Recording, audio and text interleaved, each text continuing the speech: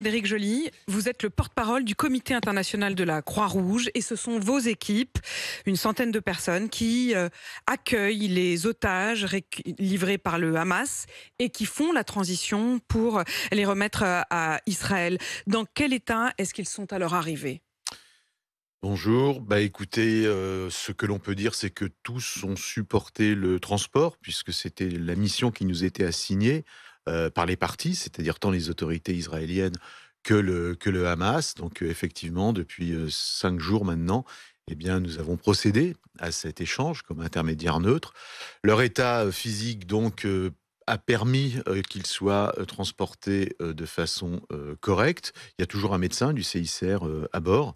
Maintenant, c'est ensuite, une fois qu'ils ont été remis, alors pour les otages à Rafah, directement aux autorités israéliennes et à leurs familles, et la même chose en Cisjordanie pour les prisonniers qui ont été également libérés. Est-ce que vous êtes utilisé par le Hamas ? C'est-à-dire qu'on a vu qu'évidemment il y avait une mise en scène de ces moments, de ces instants où les otages vous sont confiés.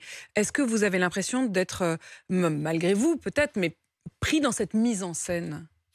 Non, je pense pas. Je pense surtout qu'aujourd'hui, on vit un monde dans lequel on est capable de filmer et que des images arrivent de partout et que de tous les côtés, on filme, on alimente les réseaux sociaux, les chaînes, tout info. Le On s'est rendu CICR. compte que le Hamas, par exemple, avait désormais des drones avec des Ah, mais caméras pour mettre en scène ce film, le film de la la sortie des otages. technologie est absolument fascinante. On l'a vu déjà en Ukraine. On le voit aujourd'hui sur ce conflit-là. S'agissant de notre travail à nous, c'est d'être en contact permanent avec tous ceux qui se battent. On travaille depuis 1967 à Gaza et dans les territoires et donc au contact avec les autorités israéliennes et avec toutes les autorités palestiniennes, que ce soit le Hamas, que ce soit le Fatah, etc. Tout simplement parce que pour pouvoir travailler, faire notre mission humanitaire, que ce soit des visites de prisonniers, que ce soit des libérations et de l'assistance humanitaire dans Gaza, il faut bien avoir un dialogue avec ceux qui ont les clés. Et que le but du CICR, c'est d'utiliser ce sésame qu'est la confidentialité, qui parfois est mal compris, mais qui nous permet de mettre d'une part le pied dans la porte et de négocier de façon confidentielle nos préoccupations qui sont l'accès à des zones, passer des lignes de front, essayer d'apporter de l'assistance humanitaire quelque part. Notre véritable souci, c'est celui-ci. Et donc, on ne peut pas aller de notre propre initiative si on n'a pas l'autorisation. Vous ne passerez pas une ligne de front si vous n'avez pas les green lights des deux côtés de la ligne de front, c'est-à-dire entre les belligérants. Ce qui vous oblige donc, et c'est ce que vous dites à l'instant, à parler avec tout le monde.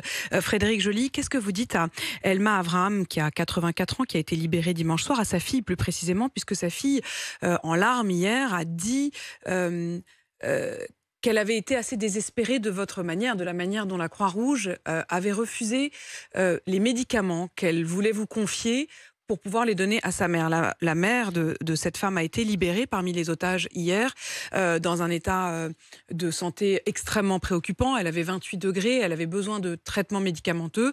Or, elle dit qu'elle a fait le siège de la Croix-Rouge, qu'elle vous a donné un sac de médicaments et que la Croix-Rouge a répondu « Non, non, c'est pas notre rôle ».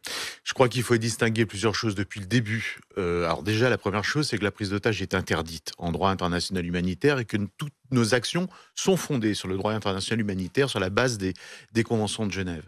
Donc la prise d'otage est interdite. Depuis le début, nous demandons la libération des otages, puisque celle-ci ne se fait pas et que nous n'avons pas la maîtrise politique du conflit.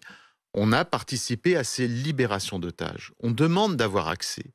Maintenant, on est dans un contexte où si on ne nous donne pas l'accès, on ne peut pas y aller de nous-mêmes. À part notre force de conviction, les arguments que nous apportons à tous ceux qui se battent, enfin vraiment des deux côtés, là en l'occurrence s'agissant du Hamas, maintenir ce dialogue constant, faire que la porte ne se ferme pas, a permis par exemple ces libérations d'otages. Maintenant, on est loin d'être évidemment satisfait, que c'est une frustration totale pour les équipes qui sont aussi sur le terrain et que de notre but, c'est bien évidemment, si tous les otages n'étaient pas libérés là prochainement, ce que l'on espère, et donc il faudrait y lier aussi une trêve beaucoup plus durable, et bien que nous puissions effectivement avoir accès, renseigner les familles, parce qu'on se met aussi à la place des familles qui vivent une douleur indicible dans cette attente sans trop savoir ce qui se passe. La problématique des personnes disparues dans les conflits armés, c'est aussi notre quotidien au CICR. Maintenant, si les portes ne font que s'entrouvrir, eh bien, il faut continuer à mettre le pied, mais c'est toujours des négociations qui ne sont pas dans la même temporalité Entre la douleur des familles qui attendent depuis maintenant le 7 octobre et ces négociations sur le terrain, pied par pied, millimétriques, on l'a vu avec les libérations d'otages, comme c'est compliqué, chaque jour est vraiment exceptionnel. Et à chaque fois que ça fonctionne, je ne dis pas que c'est un miracle, mais on n'en est pas loin. Donc on continue à avancer comme ça. Et ça pourrait d'ailleurs se poursuivre, puisque la trêve, c'est au jour le jour, mais semble pouvoir se poursuivre encore aujourd'hui. Elle permet l'envoi d'aide humanitaire. Est-ce que là aussi, vous participez à cette question-là? Est-ce que sur le terrain, les membres de la Croix-Rouge vous disent que l'aide humanitaire arrive? Non, alors on a 130 collègues dans la bande de Gaza qui travaillent, qui étaient même présents avant le 7 octobre. Ça fait des décennies qu'on y travaille. Aujourd'hui, ce que l'on constate, c'est que cette trêve est un moment de répit pour la population, avant tout. Pour autant, elle permet aussi d'apprécier de façon plus, entre guillemets, sereine, l'empilement de toutes les pénuries, c'est-à-dire qu'il n'y a plus d'eau, il n'y a plus d'électricité, il fait froid, maintenant l'hiver est en train de s'installer, il y a vraiment plus rien à manger et le système de santé s'est totalement effondré. Notre équipe chirurgicale qui travaille, qu'on a fait rentrer il y a 3 semaines, qui travaille à côté de Khan Younes, à l'hôpital européen, décrit des scènes absolument apocalyptiques où il n'y a même plus d'apocalypse. Le chirurgien-chef de cette équipe passe ses journées, et depuis maintenant 3 semaines, à amputer. Il ne fait que des amputations, mais avec rien.